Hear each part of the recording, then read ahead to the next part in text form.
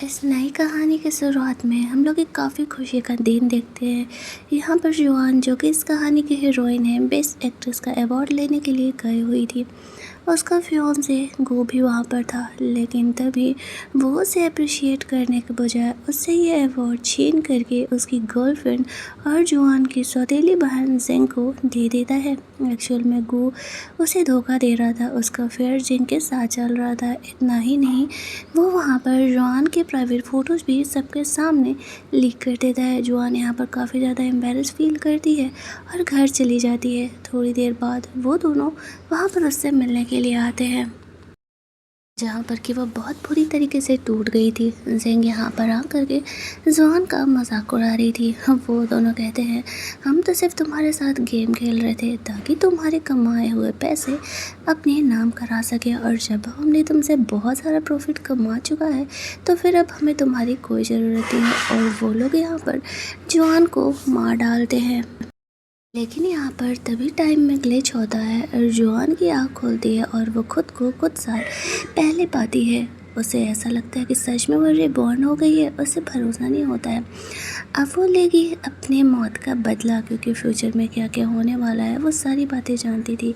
सुबह घर से निकलती है तो उससे मिलने के लिए उसका बॉयफ्रेंड गो आया हुआ था। ये दोनों की अभी शादी नहीं हुई थी। वो यहाँ पर जॉन को प्रपोज करने के लिए आया था। जॉन कुछ इस तरह से रिएक्ट करती है और बोलती है, मैं अंधी थी जो मैं तुम्हारे साथ रिलेशनशिप में आने के लिए सोच रही थी। चलो निकलो यहाँ से, मुझे अब तुमसे कोई वास्ता नहीं है। ये बात सुनते ही गो को काफ़ी गुस्सा आने लगता है, लेकिन फिर भी वो यहाँ पर जुआन को परसू करने का कोशिश कर रहा था। जुआन उसे चुपचाप वहाँ से निकल जाने के लिए बोलती है, कुछ इस तरीके से वो सोचती है वो दोबारा यहाँ पर गो के चक्कर में नहीं आने वाली है और फिलहाल वो अपने करियर पर फोकस करेगी। उसे बेस्ट हीरोइन भी तो बनना है।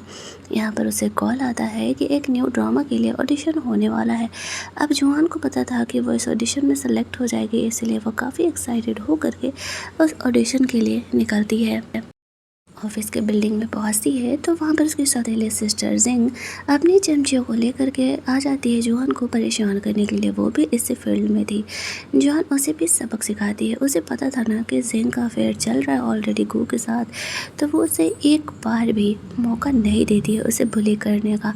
उसकी बदतमीजियों की वजह से पहले तो वो उसकी चमचियों को सबक सिखाती है और इसके बाद यहाँ पर वो जिंग को भी अच्छा खासा सबक सिखाती है ताकि वो उससे दोबारा पंगा ना ले।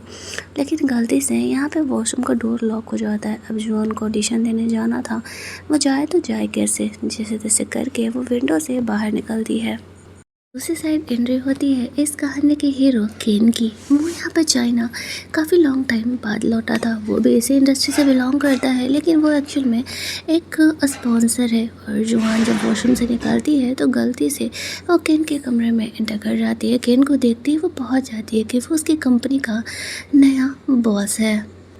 युआन को पता था कि केन यहाँ पर अपनी आइडेंटिटी हाइड करके रख रहा है, क्योंकि उसे ये बात फ़िलहाल किसी को नहीं बतानी है, इसलिए वो केन को नहीं बता सकती थी कि वह उसके बारे में जानती है। लेकिन जब वो अभी केन को इसी तरीके से ताड़ रही होती है तो वो उसे कहता है कि हो गया हो तो खड़े हो जाओ। इस चक्कर में गलती से जुआन के मुँह से उसका नाम निकल जाता है। अब केन ये सुन के शौक था। एक तो वो अभी कुछ दिन पहले यहाँ पर आया हुआ और ऊपर से उसकी आइडेंटिटी के बारे में किसी को नहीं पता है। जुआन को उसका नाम कैसे पता। अब जुआन यहाँ पर उसे ये तो नहीं बता सकती थी कि एक्चुअल में वो रिबॉर्न होकर के आई है, इसी वजह से उसे केन के बारे में हर चीज़ पता है। लेकिन अगर उसने उससे कुछ ऐसा सही बात नहीं बताया जिससे कि केन को उसकी बातों पर भरोसा हो जाए, तो वो उसे जाने नहीं देने वाला है, क्योंकि उसे ऐसा लगेगा कि किसी राइवल कंपनी ने जुआन को जासूस बना करके यहाँ पर भेजा हुआ है। जुआन उसे कहती है कि अगर मैं ये कहूँ कि मैं फ्यूचर देख सकती हूँ, तो केन हंसने लगता है और कहता है ऐसा रियल लाइफ में नहीं होता है।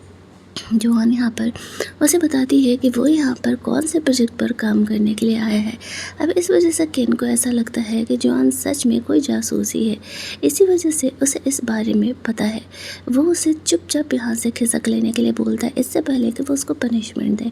तभी वहाँ पर उसका सेक्रेटरी भी आ जाता है। वो अपने सेक्रेटरी पर गुस्सा करने लगता है और कहता है कि क्या सिक्योरिटी तुमने यहाँ की बनाई है, कोई भी ऐरा गैरा यहाँ मेरे कमरे में एंटर कर जा रहा है। एंटर तो हालांकि जुआन ने गलती से किया था, केन को वो आगे का कुछ बात बता करके रोक लेती है।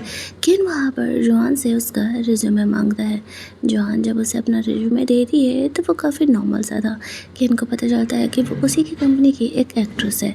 वो तब भी उसे वहाँ से जाने के लिए कहता है। अब जोआन सोचती है कि उसने उसे इतना कुछ बताया, फिर भी वो उसकी बातों पर भरोसा नहीं कर रहा है। वो केन से कहती है कि तुम बहुत पछताओगे। वो कहता है हाँ हाँ मैं देख लूँगा। जोआन फिर चुपचाप वहाँ से निकल जाती है।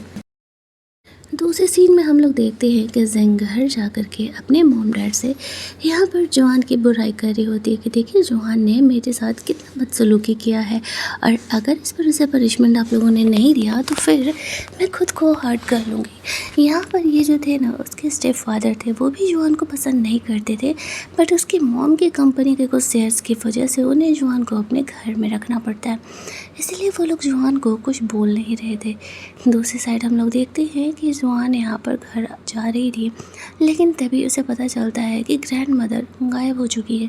उसकी फैमिली आती है और कहती है कि हम जो कहेंगे बात मानो, नहीं तो ग्रैंड मदर को हम लोग नहीं जाने देने वाले हैं। जोआन यहाँ पर लोगों को थप्पड़ मारते हुए कहती है तुम मेरी फैमिली हो ही नहीं सकती हो, तुम लोग बहुत बुरी हो। वो लोग यहाँ पर जोआन को किडनैप करके लेके जाते हैं और ये चीज़ केन देख लेता है और वह जोआन का हेल्प करने के लिए जाता है। जोआन को होश आता है, उसे पता चलता है उसकी फैमिली ने इस तरीके से उसे बेहोशी वाला दवा दे करके यहाँ होटल के कमरे में बंद कर दिया है ताकि किसी और बिजनेसमैन को वो लोग अपने फ़ायदे के लिए सेल कर सके। ये बदमाश बिजनेसमैन यहाँ पर आता है जोआन के साथ नाइट स्पेंड करने के लिए। उसे पता नहीं था कि जोआन के हाथ खुले हुए हैं। जोआन के हाथ में नाइफ था, वो खुद को सेव करने के लिए उस पर अटैक कर देती है और जैसे तैसे करके वहाँ से निकल जाती है। बाहर जाती है तो वो केन से टकराने वाली थी।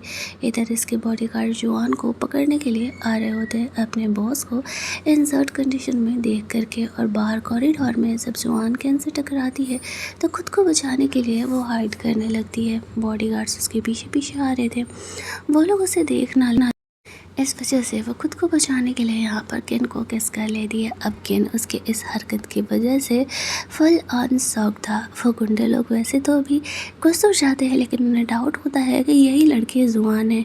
वो लोग वापस यहाँ पर पीछे मुड़ के आते हैं। अब केन यहाँ पर हीरो था, उसे हीरोइन का हेल्प तो करना था। वो अकेले ही उन गुंडे लोगों से लड़ता है और उनकी अच्छी खासी कुटाई करता है। इसके बाद वो जोआन से पूछता है कि चल क्या रहा है। जोआन कहती है जैसा कि तुम देख रहे हो यहाँ पे मैं खुद को बचाने के लिए ये सब कुछ कर रही हूँ। तो केन उसे कहता है मतलब तुम बचाने के लिए कुछ भी करने के लिए तैयार हो, तुम जानबूझ करके बार बार मुझसे टकरा रही हो ना। जोआन उसे एक्सप्लेन करती नहीं ऐसा कुछ नहीं है, लेकिन मेरा हेल्प करने के लिए थैंक्स। उसे कहती है चलो एक और मस्त ड्रामा दिखाती हूँ, और वो उसे लेकर के अपने घर चली जाती है, जहाँ पर उसके फैमिली मेम्बर जब इस तरीके से युआन को ठीक हालत में घर आते हुए देखते हैं तो वो लोग शॉक्ड हो जाते हैं। वो लोग समझ जाते हैं कि उसने उस बिजनेसमैन को ज़रूर ही पनिश किया होगा, इसीलिए वो सेफली यहाँ पर है। वो लोग युआन को गुस्सा करने लगते हैं, तुम लोग इतने बड़े बिजनेसमैन को ऑफेंड किया है, वो हमारी कंपनी को बैंकरप्ट कर सकता है। युआन कहती है ये घटिया काम के लिए तुम्हें खुद की बेटी ज़ेंग को चूज करना चाहिए था, तुम्हारी हिम्मत कैसे हुई मेरे साथ ऐसा करने का। और यहाँ पर केन जोआन के सपोर्ट में था। इन्हें पता नहीं था कि एक्शन में केन कौन है। वो लोग उसे एक नॉर्मल बंदा समझ करके जोआन पर ही गुस्सा कर रहे होते हैं कि तुमने बाहर बॉयफ्रेंड बना लिया और हम तुम्हारे यहाँ पर शादी कराने के इरादे में।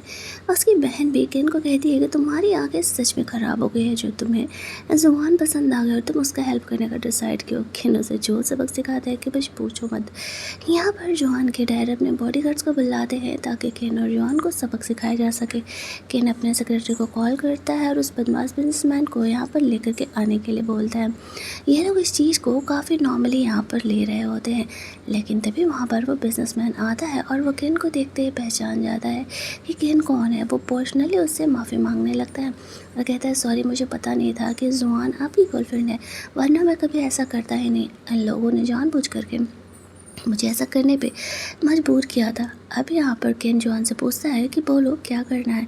जोआन उन्हें पनिशमेंट देने के लिए कहती है इसकी कंपनी मुझे बैंकरप्ट चाहिए। अब केन ऐसा करने का ऑर्डर दे देता है। जब उन्हें पता चल जाता है कि केन एक्चुअली में इतना बड़ा बिजनेसमैन है तो वो खुद ही माफ़ी मांगने लगते हैं। बट अब क्या हो सकता है कि जोआन का यहाँ पर एक बदला तो पूरा होता है एटलीस्ट। अब वो लोग यहाँ पर उसे परेशान नहीं करने वाले हैं। इसके बाद वो केन को वहाँ से लेकर के जाती है।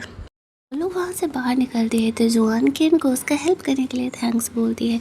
केन कहता है मैं को तुम्हारा हेल्प करने के लिए नहीं गया था, मैं तो बस वहाँ से पास कर रहा था, तो सोचा थोड़ा क्यों ना चल करके ड्रामा देख लेता हूँ।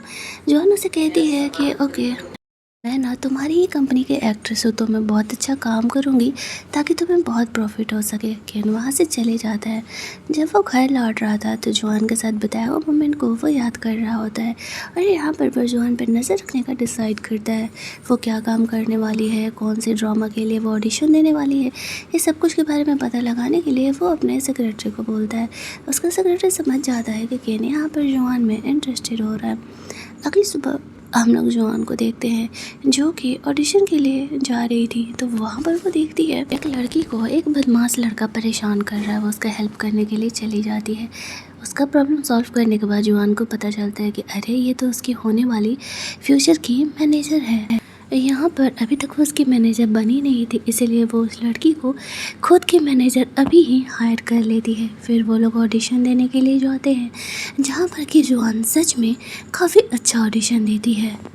और जो यहाँ पर प्रोड्यूसर था उसे जुआन की एक्टिंग काफ़ी पसंद आती है और वह यहाँ पर जुआन को अपने ड्रामा के लिए चूज कर लेता है। लेकिन वो सेकंड फीमेल लीड के लिए यहाँ पर चूज हुई थी क्योंकि जुआन बिल्कुल ही बिगिनर थी। इस चीज़ में भी जुआन काफ़ी खुश थी। यहाँ पर एंट्री होता है ये हीरोइन का जो कि इस ड्रामा में फोर्थ फीमेल लीड का कैरेक्टर प्ले करने वाली है। जुआन की एक्टिंग देख करके एक्चुअल में उसे जेलस हो रहा था। वो जानती थी कि ये लड़की इससे प्रिटी है और इससे अच्छी एक्टिंग कर रही है, आगे चल करके वो उसके करियर के लिए खतरा बन सकती है। इसीलिए डे वन से ही वो उसे बुली करने लगती है। वो उसके लिए चाय लाने के लिए बोलती है।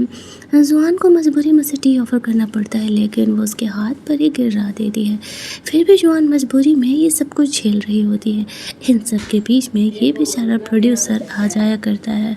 दूसरी साइड जब ये बात केन को पता चलता है तो वो सेट पर क्या चल रहा है देखने के लिए चले जाता है। इधर जुआन का हाथ जल गया था तो वो उस पर दवा अप्लाई कर रही होती है।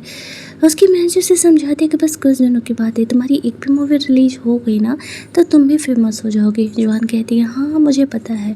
फिर वो लोग उसे इग्नोर करके अपने काम में लगते हैं। लेकिन वो जो हीरोइन थी वो अब भी जुआन को परेशान करने पर ही पीछे पड़ी हुई थी। वो बार बार कभी उससे कॉफ़ी मंगाती, कभी उसका इंसल्ट करती। ये सब कुछ बेचारी जुआन झेल रही थी। यहाँ पर केन आता तो है लेकिन वो दूर से ही देख रहा था कि जुआन इस प्रॉब्लम को कैसे सॉल्व करती है। और ड्रामा का पार्ट 1 हमारा यहाँ पर ख़त्म होता है। मिलते हैं इस कहानी के सेकंड पार्ट में हम लोग।